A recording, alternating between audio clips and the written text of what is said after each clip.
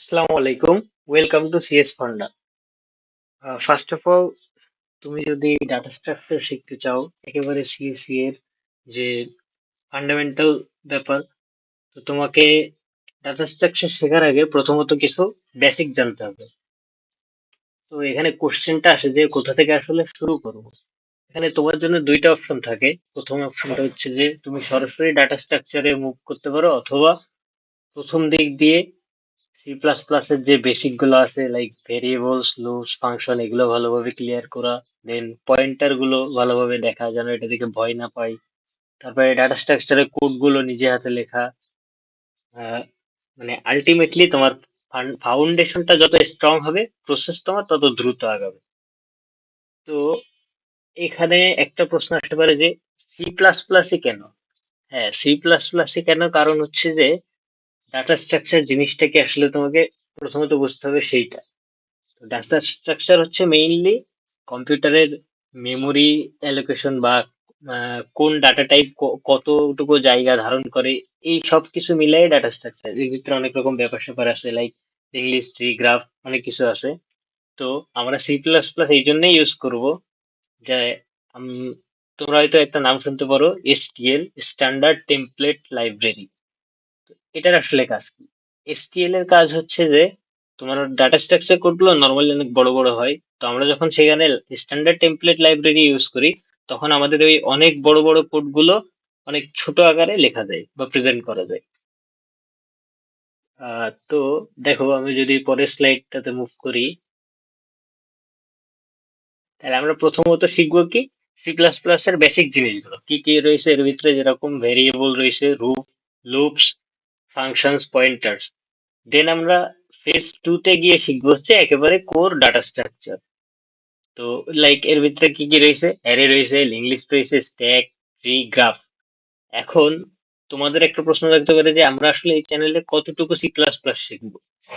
হ্যাঁ, এখানে আমরা পুরোপুরি সি প্লাস প্লাসটা শিখবো না, জাস্ট আমাদের ডাটা স্ট্রাকচার মানে সিএসসি একেবারে ফান্ডামেন্টাল জিনিসটা শিখতে যতটুকু দরকার আমরা ততটুকু শিখবো। মানে আমি ধরেই নিচ্ছি যে তোমাদের অলরেডি মোটামুটি কিছু কোড ধারণা আছে, মানে বেসিক কনসেপ্ট যেগুলা একটা প্রোগ্রামিং ল্যাঙ্গুয়েজের, ডাটা টাইপ, ভেরিয়েবল, এগুলো সম্পর্কে মোটামুটি ধারণা আছে। আর দেন আমরা সি প্লাস প্লাস এ কয়টা ভিডিও দেখবো? এখানে আমাদের ভিডিও থাকবে 5 থেকে 7টা, যেরকম variable, loop, function, array, pointer, এগুলোর উপরে। তো এখন ডাটা স্ট্রাকচারের জন্য কেন সি প্লাস প্লাস দরকার, এগুলো সম্পর্কে যদি একটু জানতে যাই।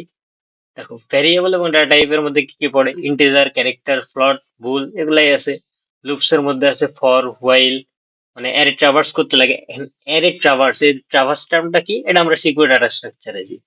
দেন ডাটা স্ট্রাকচারের জন্য আরেকটা মোস্ট ইম্পর্টেন্ট জিনিস হচ্ছে ফাংশন। ঠিক আছে, ফাংশন জিনিসটা কি, একটা কোডকে তুমি একটা ফাংশন লিখে বারবার ওই ফাংশন কল করতে পারো। মানে তোমার কোড বারবার না লিখে বারবার ফাংশন দিয়ে কল করলে তোমার সেম কাজটা কম সময়ে হয়ে যাচ্ছে। মানে এখানে আরেকটা ব্যাপার থাকে যে টাইম কমপ্লেক্সিটির ব্যাপার আছে, এগুলো অনেক অ্যাডভান্স ব্যাপার। তো এগুলো আমরা পরে কথা বলবো। দেন অ্যারে রয়েছে। অ্যারে হচ্ছে কি সব থেকে বেসিক ডাটা স্ট্রাকচার। অ্যারেও কিন্তু one kind of data structure. Then কি রয়েছে এখানে, পয়েন্টার। পয়েন্টার দ্বারা কি বোঝায়? পয়েন্টার কেন লাগে? পয়েন্টার লাগে হচ্ছে আমাদের লিঙ্ক লিস্ট, ট্রি, এগুলোর জন্য আমাদের পয়েন্টার লাগবে। তারপরে আরো অনেক কিছুই আছে, স্ট্যাক, ক্লাস, এগুলো আমরা আস্তে ধীরে দেখবো। হ্যাঁ, এই সাইডে দেখো, দেখতে পাচ্ছ যে একটা সি প্লাস প্লাস বেসিক এর প্রিভিউ দেওয়া আছে। তো এগুলো আমরা মানে মুভিং ফরওয়ার্ড দেখবো সবকিছুই। প্রথমত আমি তোমাদেরকে জাস্ট রোড ম্যাপটা শেয়ার করছি। এখন ডাটা টাইপ, মানে মেমোরিতে কত জায়গা নেই। ডাটা টাইপ জিনিসটা আসলে কি? ডাটা টাইপ যেরকম অনেক টাইপের ডাটা টাইপ রয়েছে না, ইন্টিজার টাইপের ডাটা টাইপ রয়েছে, ক্যারেক্টার রয়েছে, ফ্লট রয়েছে, ডাবল রয়েছে, বুল রয়েছে। এখন তোমাদের যে জিনিসটা জানা দরকার সেটা হচ্ছে কোন ডাটা টাইপ কতটুকু মেমোরিতে জায়গা নেই। তো এখানে দেখতে পাচ্ছ যে ইন্টিজার আমার ডাটা নেই কতটুকু, 4 বাইট। আর ক্যারেক্টার ডাটা নেই 1 বাইট, ফ্লট ডাটা নেই 4 বাইট, ডাবল ডাটা নেই 8 বাইট, আর বুল ডাটা নেই হচ্ছে 1 বাইট। এখন এখানে দেখো, প্রত্যেকটা ডাটা টাইপ ডিক্লেয়ার করতে হবে কিভাবে, তোমাদের এক্সাম্পলের মাধ্যমে দেখাই দেওয়া হয়েছে।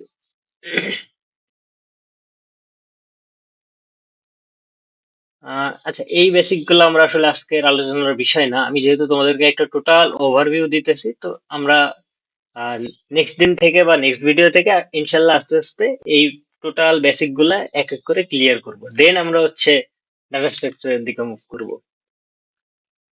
তাহলে আমাদের রোড ম্যাপটা কি দাঁড়ালো? আমরা নেক্সট ভিডিওতে সবার প্রথমে একটা সি প্লাস প্লাস এর মানে একটা কোড, এক কথায় ধরে নিতে পারো আমরা আমাদের ফার্স্ট কোডটা লিখবো নেক্সট ভিডিওতে। অর্থাৎ তুমি সি প্লাস প্লাস কোথায় লিখবা, তোমার কম্পাইলার কি, এই টোটাল সেট আপ থেকে শুরু করে মানে এক কথা এনভায়রনমেন্ট সেট আপ করে আমরা ডাটা টাইপ সম্পর্কে জানবো, ভেরিয়েবল সম্পর্কে জানবো, লুপ কন্ডিশন সম্পর্কে জানবো, ফাংশন জানবো, রিকারশন জানবো, তারপরে পয়েন্টার যেটা অ্যাকচুয়ালি যেটাকে ধরা হচ্ছে তোমার ডাটা স্ট্রাকচারের চাবিকাঠি, তারপরে অ্যারে সম্পর্কে জানবো। এগুলো আমরা আস্তে ধীরে মানে সিরিয়াল ওয়াইজ সব কিছুতে যাব। তো এই হচ্ছে আমাদের টোটাল রোড ম্যাপ। তাহলে রোডম্যাপ হিসেবে কি দাঁড়ালো, আমরা সবার প্রথমে নেক্সট ভিডিওতে দেখবো সি প্লাস প্লাস এর একটা সেট আপ কিভাবে করে। দেন আমরা আমাদের ফার্স্ট কোডটা লিখবো। দেন আমরা আস্তে ধীরে মোটামুটি ডাটা স্ট্রাকচার শুরু করার জন্য নিজেদেরকে প্রিপেয়ার করব। তো এগুলা মিস করতে না চাইলে অবশ্যই তোমরা সাবস্ক্রাইব করবা। চ্যানেলের লিংক আমি ডিসক্রিপশনে দিয়ে দেবো, এবং আমার যে পেজ আছে সাথে মানে মোটামুটি সব লিংক আমি হচ্ছে তোমাদেরকে ডিসক্রিপশন বক্সে দিয়ে দিব। আর এই যে রোড ম্যাপের যে স্লাইডটা, এটা আমি তোমাদেরকে ড্রাইভে আপলোড করে দেবো। So never forget to subscribe. Thank you.